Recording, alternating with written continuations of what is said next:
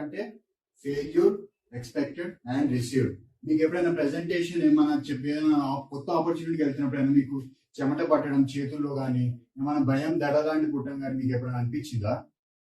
మనలో ఉన్న చిన్నపిల్లోడు ఒకప్పుడు ఏంటంటే భయాన్ని ఎదుర్కొంటూ ఏది పడితే అది నేర్చుకుంటా ఉండేవాడు. కానీ ఒక టైంకి వచ్చేటప్పటికి అది ఎదుర్కోవడం చాలా కష్టమవుతుంది. అలా కొన్ని చిట్కాలు అండ్ టెక్నిక్స్ వాడి మనం ఎదుర్కోవాలి. డేనియల్ గోల్మాన్ 1995 లో ఇమోషనల్ ఇంటెలిజెన్స్ అనే బుక్ ఏం రాశాడంటే దీన్ని ఒక రకంగా ఎమిగ్డాలా హైజాక్ అని రాశాడు. Next 5 minutes what is fear, భయం అంటే ఏంటి. నెక్స్ట్ సెకండ్ ఏంటంటే భయం అనేది ఎలా పెరుగుతుంది, హౌ ఫియర్ గ్రోస్. థర్డ్ ఏంటంటే ఫియర్ అనేది ఎలా పనిచేస్తుంది. ఫోర్త్ ఏంటంటే దీన్ని మనం ఎలా ఓవర్కమ్ చేయగలం ఫియర్ అనేది మనం ఈ వీడియోలో నెక్స్ట్ 5 మినిట్స్ తెలుసుకోబోతున్నాం. Please subscribe to my channel.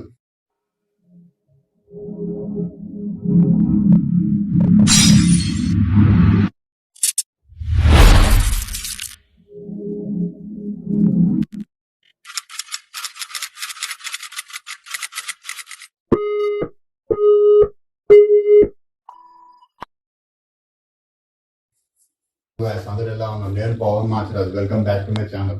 So భయం అనేది ఒక రకంగా మీ సబ్ కాన్షియస్ మైండ్ లో అనేది క్రియేట్ అవుతుంది. ఇది ఏంటంటే ఒక రకంగా ఇమాజినేషన్.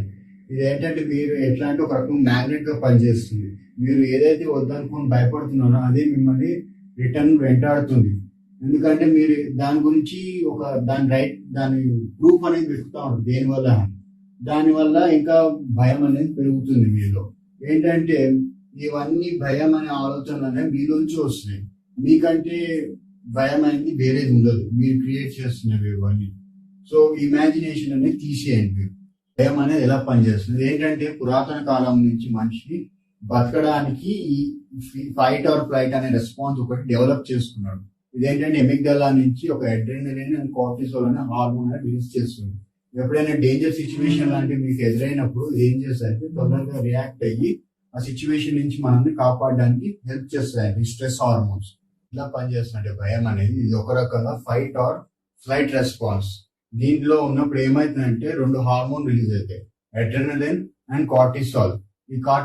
ఈ అడ్రినలిన్ ఏం చేస్తుంది మనల్ని తొందరగా ప్రేరేపిస్తుంది. ఏమైనా భయాందోళనకరమైన విషయాలు ఎదురైనప్పుడు మనల్ని ఏంటంటే తొందరగా ఆలోచించకుండా ఏంటంటే డైరెక్ట్ గా యాక్షన్ తీసుకునేలా చేస్తుంది.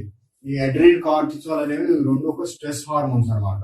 ఇలాంటి సమయంలో మన బ్రెయిన్ అనేది పనిచేయదు, మన ఫ్రంట్ లోబ్ అనేది ఓవర్ రైడ్ అయిపోతుంది. స్ట్రెస్ హార్మోన్స్ ఎప్పుడైతే రిలీజ్ అవుతాయో మన ఎమిగ్డాలా ఏం చేస్తాయంటే మన బ్రెయిన్ ని ఆలోచింపజేయకుండా ఏం చేస్తాయంటే ఒక రకంగా దీన్ని ఓవర్ రైడ్ చేసేస్తుంది. దానివల్ల ఏంటంటే మనం తొందరగా యాక్షన్ కూడా తీసుకుంటాం.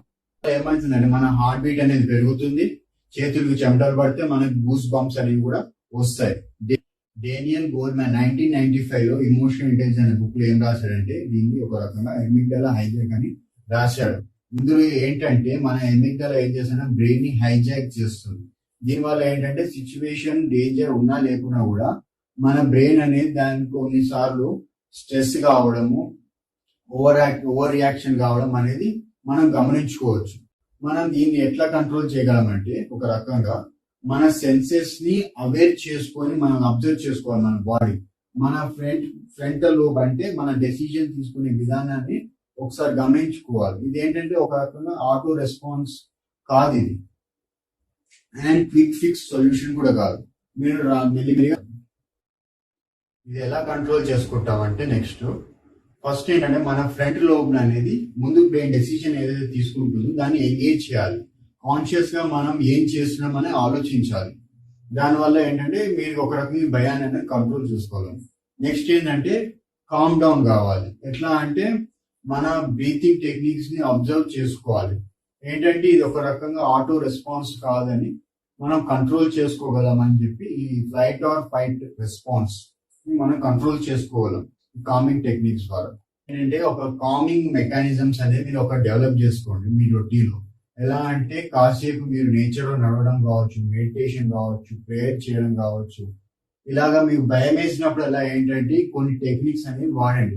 అది కాసేపు సైలెంట్ గా ఉండడం కావచ్చు. ఇలా మీరు రోజు చేసుకుంటా ఉంటే ఈ మెకానిజమ్స్ ని మీరు భయాన్ని అనేది ఓవర్కమ్ చేయొచ్చు.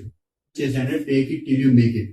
మీరు ఏంటంటే మీరు దేని గురించి అయితే భయపడుతున్నారో దాన్ని ముందుగానే ఒక రకంగా ప్రాక్టీస్ చేయండి. అలా ప్రాక్టీస్ చేసుకున్నప్పుడు ఏంటంటే ఆ సమయం వచ్చినప్పుడు ఏంటంటే మీరు ఇంకా ధైర్యంగా ఎదుర్కోగలుగుతారు. ఏంటంటే భయం నుంచి విముక్తి అవుతుంది, కొంచెం ఫ్రీ అవుతారు. Taking risk everyday. ఇవాళ నెక్స్ట్ వచ్చేసి ఏంటంటే మీరు ఏదైతే భయపడుతున్నారో రోజు చిన్న చిన్న అడుగులు వేసుకుంటా ఉంటూ దాని వైపు మీరు వెళ్తా ఉండాలి. అది ఏంటంటే మీరు ఒక రకంగా అలవాటుగా చేసుకోవాలి. దానివల్ల మీరు ఏంటంటే రోజు బెటర్ అవుతారు. మీరు ఏంటంటే మీరు ఈ ఫార్వర్డ్ గా ముందుకి వెళ్తా ఉండడానికి మీరు ఏంటంటే కొన్ని ఇన్స్పిరేషనల్ ఒక స్ఫూర్తినిచ్చే ఏమైనా ఆడియో బుక్స్ కావచ్చు, ఏమైనా మ్యూజిక్ వినండి, ఎలాంటి ఏదైనా మోటివేషన్ ఏదైనా ఓకే. అలాంటివి ఏంటంటే మీరు రిస్క్ తీసుకోవచ్చు. మీరు రిస్క్ తీసుకోవడానికి మీరు రెడీ అవుతారు. వచ్చేదంటే వాట్ ఇఫ్ గేమ్. ఒకవేళ అది జరిగితే ఏమవుతుందని చెప్పి మనం ఉన్న పరిస్థితిలోనే ఉండిపోయి ఎక్కడికి కదలకుండా అయిపోతాం. దానివల్ల ఏంటంటే మనం ఏది చేయలేము. దాని నుంచి మనం బయటికి రావాలి. అప్పుడే మనకి నెక్స్ట్ వచ్చేసి ఏంటంటే fixed mind set versus growth mind set. Fixed mind set లో ఏంటంటే స్థిర మనస్తత్వం ఉంటుంది. నేను ముందు చెప్పినట్టు స్థిర మనస్తత్వంలో ఏమవుతుందంటే మీరు నేర్చుకోరు, అలానే ఉండిపోతారు. గ్రోత్ మైండ్ సెట్ లో ఏంటంటే మీరు ఏదన్నీ నేర్చుకునే ఓపెన్నెస్ అనేది లెర్నర్ గా మైండ్ సెట్ ఉంటుంది. దానివల్ల మీరు అనేది భయాన్ని తొందరగా ఎదుర్కోగలరు, కంట్రోల్ కూడా చేసుకోగలరు. Thank you for watching my video and subscribe to my channel. Thank you.